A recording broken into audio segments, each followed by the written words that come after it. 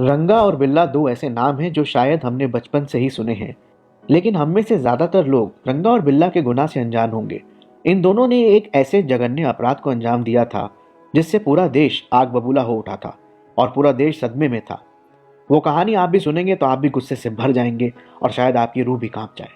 इन दोनों का गुनाह इतना बड़ा था कि इन्हें फांसी दे दी गई।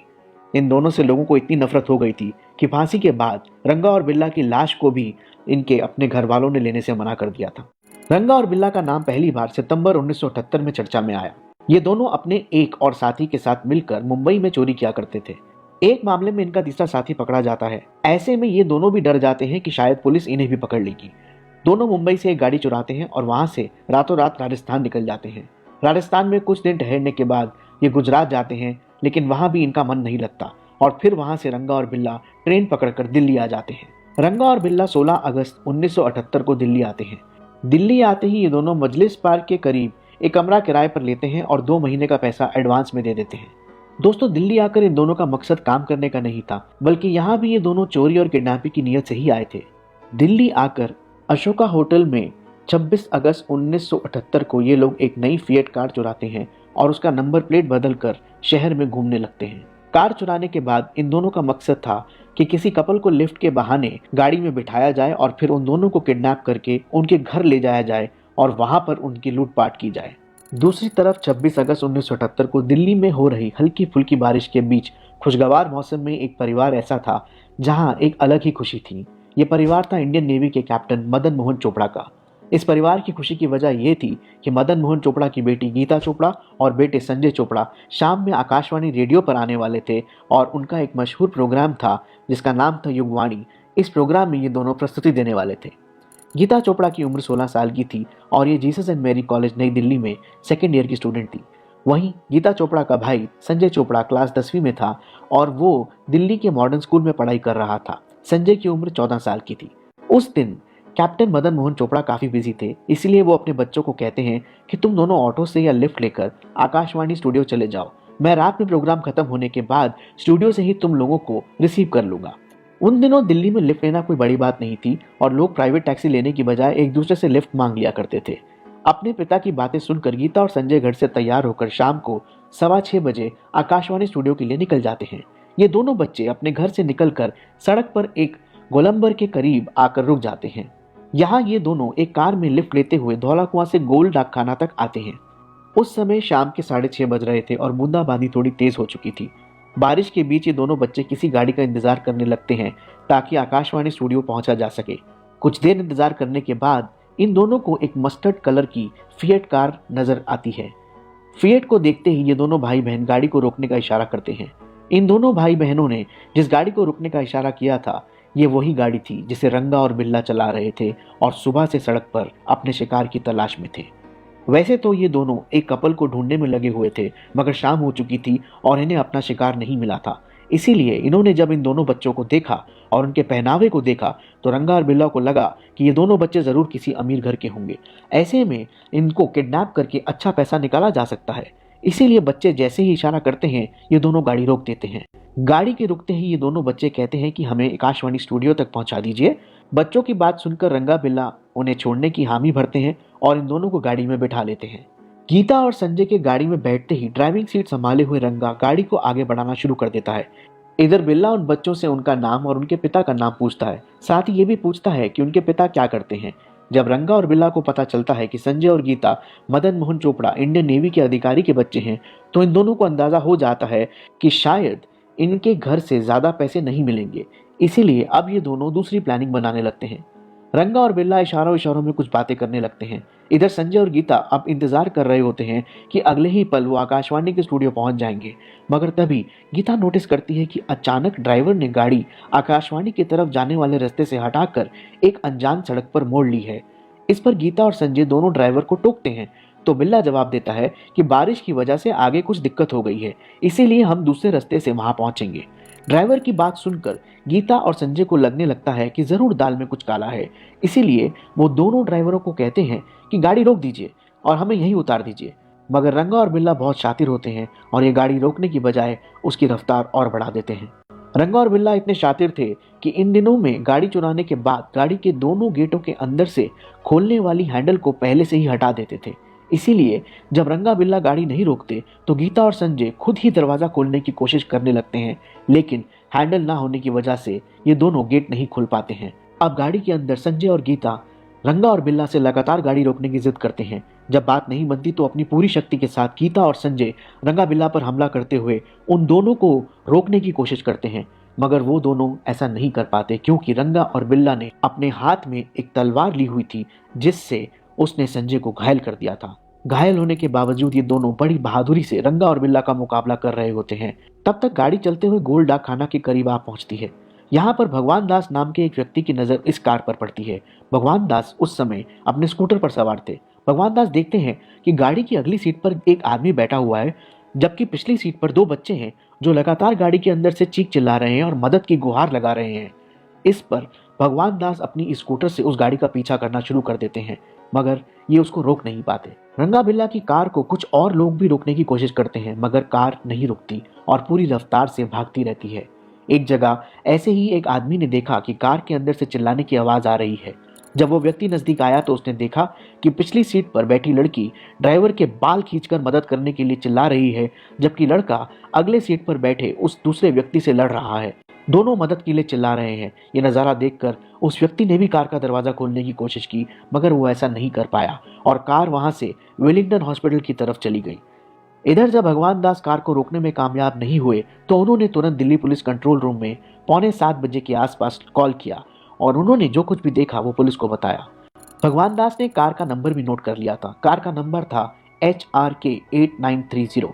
भगवान दास ने जब पुलिस को कार का नंबर लिखवाया तो पुलिस से एक गलती हो गई और पुलिस वालों ने HRK 8930 की जगह MRK 8930 नोट कर लिया। गलत नंबर होने की वजह से पुलिस को कोई कामयाबी नहीं मिली। हालांकि कुछ समय बाद उसी कार पर DDA के एक जूनियर इंजीनियर इंद्रजीत सिंह की भी नजर पड़ी। उन्होंने भी कार के अंदर एक लड़की और लड़के को घायल अवस्था में देखा। इंद्रजीत ने भी कार का पीछा किया, मगर कार रेड सिग्नल तोड़कर भाग गई। यहाँ भी किस्मत से इंद्रजीत सिंह ने कार का नंबर नोट कर लिया और तुरंत राजेंद्र नगर पुलिस स्टेशन में फोन कर दिया। मामला काफी गंभीर था। इसके बावजूद आरोप ये लगाया जाता है कि लगातार कंप्लेंट मिलने के बावजूद पुलिस ने तत्परता नहीं दिखाई और अधिकार क्षेत्र से बाहर की घटना बताकर राजेंद्र नगर पुलिस ने भी अपना पल्ला झाड़ लिया। उधर रंगा और बिल्ला बड़े आराम से गीता और संजय को अपने कब्जे में लेकर अपने रास्ते की तरफ निकल गए। इधर रात के 8 बज रहे थे। इसी समय आकाशवाणी पर गीता और संजय का प्रोग्राम होना था, इसीलिए इनके माता पिता बड़ी बेसब्री से 8 बजने का इंतजार कर रहे थे। लेकिन जब कार्यक्रम शुरू हुआ तो इन दोनों को एक झटका सा लगा, क्योंकि कार्यक्रम में गीता और संजय की जगह कोई और ही था। यह सुनकर मदन मोहन चोपड़ा निराश हुए और उन्होंने अपनी स्कूटर उठाई और 8:45 बजे पर संसद मार्ग स्थित आकाशवाणी ऑफिस चले गए ताकि अपने बच्चों को वहां से लेकर आ सके। मगर जब ये वहां पहुंचे तो इन्हें जानकारी मिली कि गीता और संजय तो यहाँ पहुंचे ही नहीं है।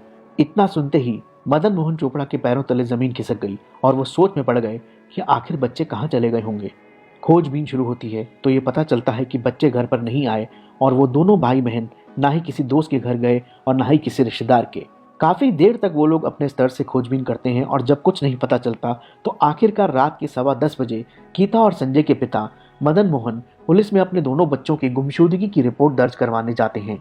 पुलिस इधर उधर खोजबीन करती है, मगर इन बच्चों का कहीं भी अता पता नहीं लग पाता।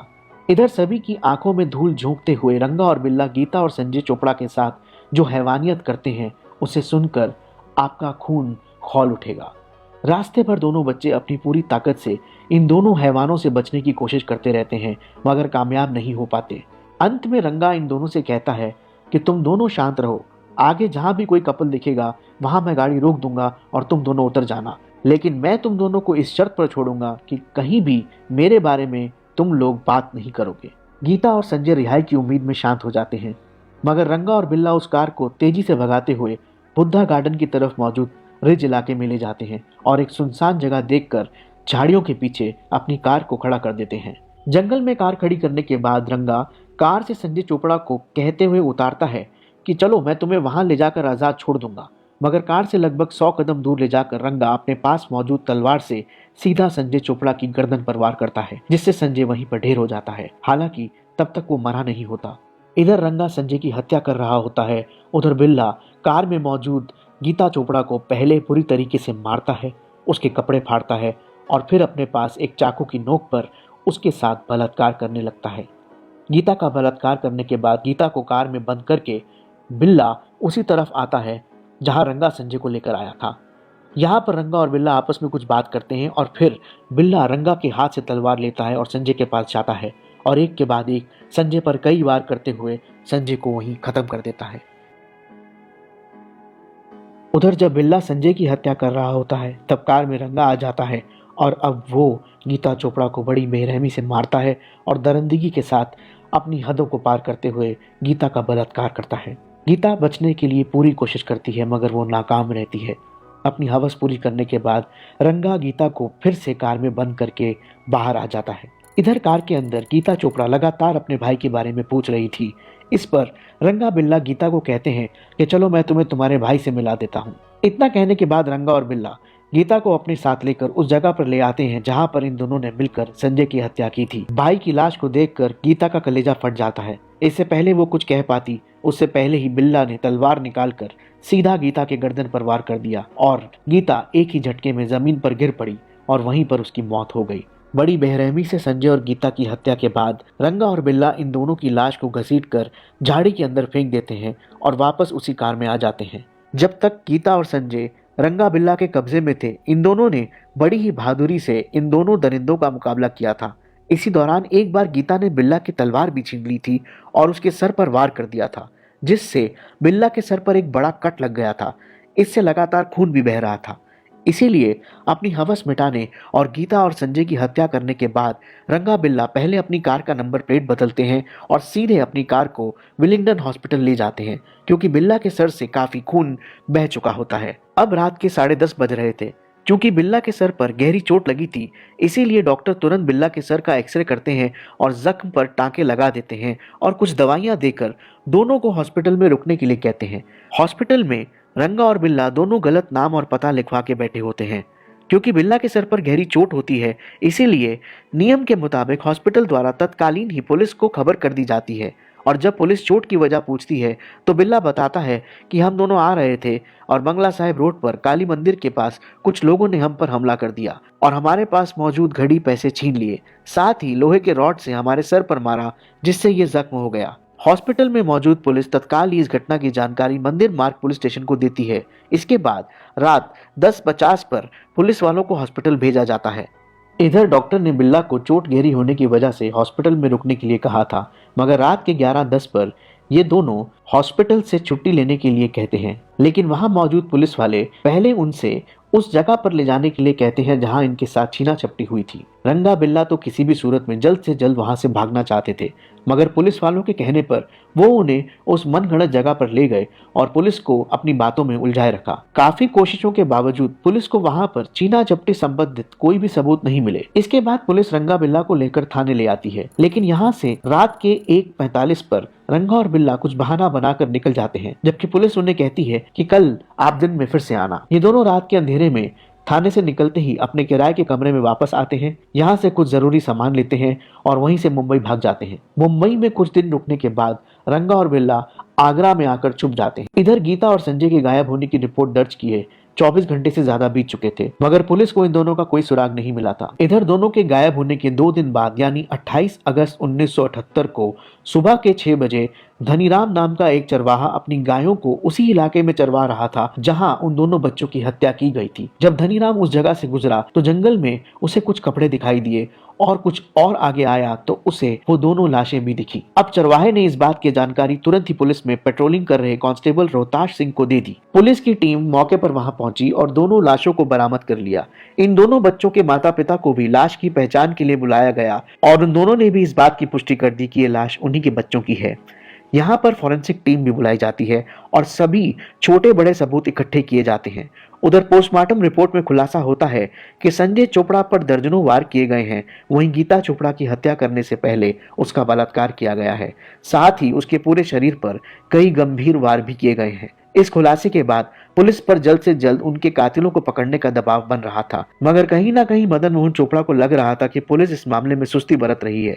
इसलिए 2 दिन बाद मदन मोहन चोपड़ा ने मीडिया वालों को सामने आकर अपनी पूरी कहानी बताई और इंसाफ की गुहार लगाई। जब ये खबर मीडिया में छपी तो पूरा देश गुस्से से उबलने लगा। हर जगह बस इसी खबर की चर्चा थी। दिल्ली और देश में उस समय लगभग वैसा ही माहौल बन गया था जैसा कि निर्भया कांड के बाद बना था। पूरी दिल्ली सड़क पर थी और हर कोई संजय और गीता के कातिलों को जल्द से जल्द फांसी के फंदे पर लटकते हुए देखना चाहता था। मगर घटना के कई दिन बीत जाने के बाद भी पुलिस के हाथ कुछ न लगा। जिन लोगों ने कार में रंगा और बिल्ला को देखा था, उनकी निशानदेही पर रंगा बिल्ला के कुछ स्केच भी तैयार किए गए और पूरे देश में इनके पोस्टर लगवाए गए। अखबारों में रंगा बिल्ला की पोस्टर छपवाए गए और साथ ही इन दोनों का सुराग देने वाले को मोटी रकम देने का ऐलान भी किया गया। इन सब के बावजूद हफ्ते दिन से ज्यादा बीत जाते हैं, लेकिन रंगा बिल्ला पकड़ में नहीं आते और इससे देश भर के लोगों का गुस्सा 7वें आसमान पर पहुंच जाता है। ये मामला इतना बड़ा हो गया था, इसका अंदाजा आप इस बात से लगा सकते हैं कि जब पूरी दिल्ली सड़क पर आई तो तत्कालीन विदेश मंत्री अटल बिहारी वाजपेयी जी उनसे बात करने के लिए आए, लेकिन पत्थरबाजी की वजह से उन्हें वापस लौटना पड़ा और उन्हें भी चोट लग गई। मामले की गंभीरता को देखते हुए अंत में तत्कालीन प्रधानमंत्री मोरारजी देसाई ने संजय और गीता के घर जाकर शोक प्रकट करने का फैसला किया। साथ ही जल्द से जल्द केस को सॉल्व करने की हिदायत दिल्ली पुलिस को दी। अब इस मामले को प्रधानमंत्री खुद ही हैंडल कर रहे थे, इसीलिए पुलिस पर भी भारी दबाव था कि वो जल्द से जल्द अपराधियों को गिरफ्तार करे। माहौल ऐसा बन चुका था कि रंगा बिल्ला भागते भी तो कब तक भागते और कहां भागते। इस घटना को अंजाम देने के बाद रंगा बिल्ला दिल्ली से मुंबई भाग गए थे और मुंबई से आगरा में कुछ दिन रुकने के बाद कहीं और भागने की नियत से 8 सितंबर 1978 को वो दोनों आगरा में यमुना रिवर ब्रिज के पास कालका मेल ट्रेन से एक बोगी में सवार हो गए। ये दोनों ट्रेन में चढ़ तो गए, मगर गलती से उस बोगी में चढ़े जो केवल इंडियन आर्मी के जवानों के लिए रिजर्व। जैसे ही दोनों ट्रेन के अंदर गए, आर्मी के जवानों ने उन्हें घेर लिया और इनसे इनके आइडेंटिटी कार्ड मांगे। इस पर रंगा और बिल्ला आर्मी के जवानों से झगड़ा करने लगे। इसी बीच उसी बोगी में मौजूद इंडियन आर्मी के जवान लांस नायक AB शेट्टी ने इन दोनों को पहचान लिया, क्योंकि उन्होंने रंगा और बिल्ला के केस का अखबार में डिटेल में ब्यौरा पढ़ा था। इसीलिए जैसे ही उन्हें शक हुआ कि ये रंगा बिल्ला हो सकते हैं, आर्मी वालों ने तुरंत रंगा बिल्ला को बांध दिया और 9 सितंबर 1978 को नई दिल्ली रेलवे स्टेशन पर आर्मी वालों ने इन दोनों को दिल्ली पुलिस के हवाले कर दिया। इन दोनों की गिरफ्तारी के बाद तत्काल ही पुलिस ने इनके पास मौजूद बैग की तलाशी ली तो उसमें से एक तलवार मिली, जिससे रंगा बिल्ला ने गीता और संजय की हत्या की। और इसके अलावा बैग से वो कपड़ा भी मिला जो कपड़ा रंगा और बिल्ला ने घटना वाले दिन पहना हुआ था। उस कपड़े पर खून के निशान थे। इसके तुरंत बाद पुलिस रंगा और बिल्ला को गिरफ्तार करके पूछताछ करना शुरू कर देती है। पूछताछ में रंगा बिल्ला इस तरह की किसी भी घटना से इनकार कर देते हैं, मगर जिस हॉस्पिटल में बिल्ला का इलाज करवाया गया था उस हॉस्पिटल के डॉक्टर ने भी कंफर्म कर दिया कि उस रात यही दोनों हॉस्पिटल में आए थे। अपराधी तो पकड़े जा चुके थे, मगर सबूत के बिना कोर्ट भी कुछ नहीं सुनता, इसीलिए पुलिस ने सबूत जुटाने शुरू कर दिए। पुलिस जब सख्ती से पूछताछ करती है तो रंगा और बिल्ला पूरी कहानी शुरू से लेकर अंत तक बता देते हैं। इसके अलावा इस मामले में कुछ ऐसे सबूत पुलिस के हाथ लगते हैं जो काफी अहम साबित होते हैं। दरअसल जो कपड़ा रंगा और बिल्ला के पास से पाया गया था, उस कपड़े पर जांच के दौरान ये पाया गया कि वो खून के निशान गीता और संजय के ही थे। इधर कुछ दिन पहले पुलिस ने उस कार को भी ढूंढ निकाला जिसका इस्तेमाल इस हत्याकांड में हुआ था। उस कार से पुलिस ने जो बाल बरामद किए थे वही बाल संजय चोपड़ा के शरीर पर भी पाए गए थे और ये दोनों सैंपल रंगा के बालों से मेल खाते थे। इसके अलावा बिल्ला के बाल गीता चोपड़ा के बदन पर मिले थे। जब रंगा और बिल्ला गीता के साथ बलात्कार कर रहे थे तो गीता ने बचने के लिए अपने नाखूनों का भी इस्तेमाल किया था। गीता के नाखूनों से जो नमूने इकट्ठा किए गए वो सभी रंगा और बिल्ला से मैच कर रहे थे। मिट्टी के जो नमूने लाश से लिए गए थे वही नमूने रंगा बिल्ला के कपड़ों पर भी थे। पुलिस ने हत्या में इस्तेमाल किए गए तलवार को भी बरामद कर लिया था। गीता के बलात्कार और हत्या के बाद ये दोनों जिस हॉस्पिटल में गए थे वहां इन दोनों ने अपने फिंगरप्रिंट्स एक्सरे प्लेट पर छोड़ दिए थे। इस पूरे मामले में वो बहुत बड़ा सबूत साबित हुआ। कुल मिलाकर सभी सबूत चीख चीख कर इसी बात की गवाही दे रहे थे कि पूरी हैवानियत रंगा और बिल्ला की ही है। सभी सबूत इकट्ठा करने के बाद इस मामले की सुनवाई शुरू हुई। आखिरकार कोर्ट में सबसे पहले एडिशनल सेशन जज के द्वारा रंगा बिल्ला को मर्डर, हत्या, बलात्कार, किडनैपिंग समेत विभिन्न धाराओं के तहत मौत की सजा सुनाई गई। कोर्ट के इस फैसले को रंगा और बिल्ला ने दिल्ली हाईकोर्ट में चुनौती दी, मगर 16 नवंबर 1989 को दिल्ली हाईकोर्ट ने भी इन दोनों की सजा को बरकरार रखा। इसके बाद रंगा बिल्ला ने सुप्रीम कोर्ट का भी दरवाजा खटखटाया, लेकिन इन्हें राहत नहीं मिली। अंत में इन्होंने फांसी के खिलाफ भारत के तत्कालीन राष्ट्रपति के सामने मर्सी पिटीशन दायर की, मगर राष्ट्रपति ने भी इनकी एक याचिका खारिज कर दी और फांसी के फैसले पर अपनी मोहर लगा दी। जब रंगा और बिल्ला के सभी कानूनी दरवाजे बंद हो गए तो आखिरकार 31 जनवरी 1982 को रंगा और बिल्ला को फांसी दे दी गई। फांसी के बाद किसी ने इन दोनों के शवों को भी स्वीकार नहीं किया और पुलिस ने ही जेल के अंदर इन दोनों का अंतिम संस्कार किया। जो दुख और दर्द रंगा और बिल्ला ने गीता चोपड़ा और संजय चोपड़ा और इनके माता पिता को दिया था, उसके सामने शायद फांसी की सजा भी कम थी, मगर ये सजा उस दर्द पर मरहम जैसी जरूर। इस पूरे मामले की सुनवाई काफी तेजी से हुई थी और रिकॉर्ड तरीके से 4 साल के अंदर सुनवाई पूरी करने के बाद अपराधियों को फांसी भी दे दी गई थी। इससे पहले सिर्फ गांधी जी की हत्याकांड वाला केस ही एकमात्र केस था जिसमें अपराधियों को 4 साल के अंदर फांसी की सजा दे दी गई थी। गीता और संजय की हत्या के बाद दिल्ली में लिफ्ट लेने देने की प्रथा बंद हो गई। चूंकि गीता चोपड़ा और संजय चोपड़ा ने बड़ी बहादुरी से रंगा बिल्ला का मुकाबला किया था, इसीलिए इनके सम्मान में भारत सरकार की ओर से वीरता पुरस्कार भी जारी किया गया। हर साल 26 जनवरी के मौके पर जो वीरता पुरस्कार बच्चों को दिया जाता है, उसमें से एक पुरस्कार गीता चोपड़ा के नाम पर है, जबकि दूसरा पुरस्कार संजय चोपड़ा के नाम पर है। दोस्तों, ये कहानी आपको कैसी लगी? अपनी कीमती राय हमें कॉमेंट बॉक्स में लिखकर जरूर बताएं और अगर आपको ये वीडियो पसंद आया हो तो प्लीज इसे लाइक करें, शेयर